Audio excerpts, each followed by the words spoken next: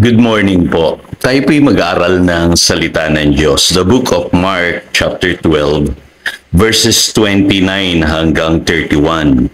Sumagot si Jesus, ito ang pinakamahalagang utos. Pakinggan mo Israel, ang Panginoon nating Diyos ang tanging Panginoon. Ibigin mo ang Panginoon mong Diyos ng buong puso, buong kaluluwa, buong pag-iisip at buong lakas. Ito naman ang pangalawa. Ibigin mo ang iyong kapwa gaya ng pag-ibig mo sa iyong sarili. Wala nang ibang utos na hihigit pa sa mga ito. Serve the Lord with the right motive. Kung nasusundan po ninyo yung ating pag-aaral, pwede palang mamali ang tao sa pagkakilala niya sa Diyos at pwede rin niyang paglingkuran ang Diyos ng may maling motibo. Kaya dito po sinagot ng Panginoong Hesus yung tanong po ng isang guro ng kautusan kung ano yung pinakamahalagang utos na ibinigay ng Diyos. At binanggit niya nga po rito yung dalawang mahalagang utos na kung saan ito po ang buod ng kautusan. Ang ibigin mo ang iyong Diyos ng buong puso, buong kaluluwa, buong pag-iisip at buong lakas. Pangalawa ay ibigin mo ang iyong kapwa gaya ng pag-ibig mo sa iyong sarili. So ibig sabihin po pala, ang paglilingkod po pala sa Diyos ay dapat ginagawa natin ng may pag-ibig. Yun po ang motive ng ating puso sa ating pong paglilingkod sa Kanya. Marahil, kung magpapaliwanag pa ang Panginoong Hesus, ay ang babanggitin niya yung sinasabi dito sa 1 John, chapter 4, verses 18 and 19, na sinasabi po ni Apostle John, there is no fear in love, but perfect love drives out fear, because fear has to do with punishment. The one who fears is not made perfect in love. We love because He first loved us.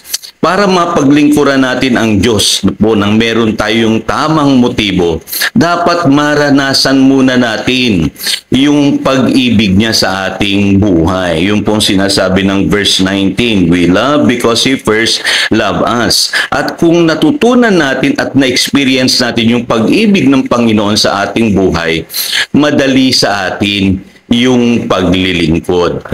At higit sa lahat, sabi diyan, sa ating paglilingkod sa Diyos, hindi tayo naglilingkod dahil takot lamang tayo sa kaparusahan. Naglilingkod tayo dahil tayo ay umiibig sa Kanya. Kaya alam niyo po, yung pong totoong Christian, ay malinaw sa Kanya na ang Kanyang paglilingkod sa Diyos ay nagmumula sa pag-ibig. So isa-isahin natin yung mahalagang katotohanan. Para sa akin po, importante sa isang tao na maranasan niya muna at maunawaan ang pag-ibig ng Diyos.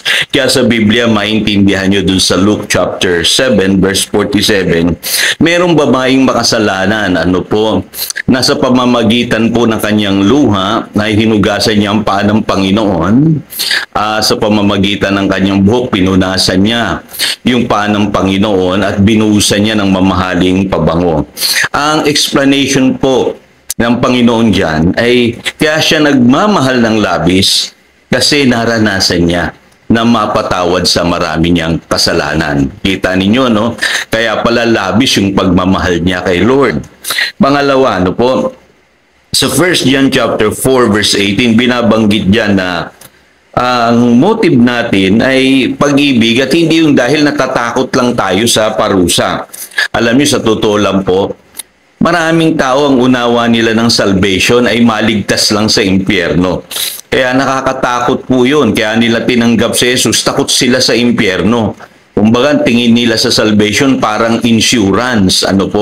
Kaya sila nagpunta sa church, kaya sila nagdarasal, kaya sila naglilingkod sa Lord ngayon, kasi takot sila sa parusa. Ayaw nilang mapunta sa impyerno. Mali po yun, mga kapatid.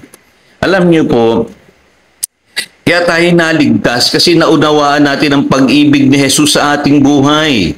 Naintindihan natin kung gaano tayo kamahal ng Diyos. Kaya ipinadala niya yung kanyang kaisa-isang anak para sa ating kaligtasan. Kaya kung hindi mo naunawaan yung pag-ibig ng Diyos, maaaring tinanggap mo lang si Lord dahil natakot ka sa impyerno. Mali po yung motibo mo. At naglilingkod ka rin dahil natatakot kang mapunta sa impyerno. Mali po yun. Ano po kailangan? Love ang motive natin sa paglapit natin sa Diyos. Ano po? Kaya maintindihan nyo po yung mga tao na masasabi nila na sila'y confident and eternally secured, sila yung mga taong nakakaunawa ng pag-ibig ng Diyos sa atin sa pamamagitan po ng kanyang anak na si Jesus. Ano po? Pangatlo, napapansin niyo po sa Romans chapter 13 verse 10, love is the fulfillment of the law. So ibig sabihin pala, makakapaglingkod lamang tayo sa Diyos sa pamamagitan ng pag-ibig. Ano po? Pagka ginawa po natin yan sa ibang paraan, mamamali po yung ating puso. Ano po? Yung ibang tao. Kaya sila naglilingkod sa Panginoon for personal gain. Mali po yun. Ano po? Dapat po, ang paglilingkod natin ay hindi nababahiran ng maling motibo patungkol po sa pera, sa popularidad, ano po. Kailangan kaya tayo naglilingkod sa Panginoon ay dahil mahal natin siya. Ano po? Yung iba kaya excited mag-serve sa Lord, ay meron akong pakinabang dyan. Hindi po ganoon. Ano po? Or sisikat ako dahil dyan. Hindi po ganoon. Kailangan po yung pag-ibig sa Diyos ang motibo natin. Kasi sa pamamagitan lamang po ng pag-ibig, natutupad natin ang kautusan. So, totoo po yun. Ang pag-ibig po, kusa kang nagmamahal sa iyong kapwa. Kaya yung kautusan, nagaganap mo, hindi ka sisinungaling, hindi ka nanlalamang, hindi ka nananakit ng iyong kapwa o gumagawa ng masama sa iyong kapwa dahil alam mo na pag-ibig dapat ang motibo ng paglilingkod mo sa Diyos at sa iyong kapwa. At panghuli, mapapansin nyo, ano po, sinasabi sa Galatians chapter 5, verse 6, the only thing that count is faith expressing itself through love. So napakaganda nun, ano? Sa pamamagitan pala ng pananampalataya, ano po, na kumikilos ng may pag-ibig, ano po, yun ang mahalaga sa paningin ng Diyos. So maging ang pananampalataya, ano po, yan ang nagiging daan, ano po, para tayo po ay makagawa ng kabutihan sa ating kapwa. Ano po, kasi kung may totoo kang pananampalataya, again, tama ang motibo mo. Alam niyo po, hindi good works ang basihan ng Diyos. Kasi kung good works po, marami pong mga masasamang tao nakakagawa rin ng good works. Ano po? Pero ang Diyos tinitignan niya yung tamang puso. No po? Yung may pag-ibig kang totoo. No po? At yun ay nag-uugat sa tamang pananampalataya.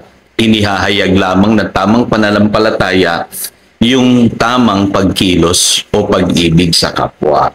Kaya alam niyo po, no po, yung tunay na pananampalataya, namumunga yan. Ano po?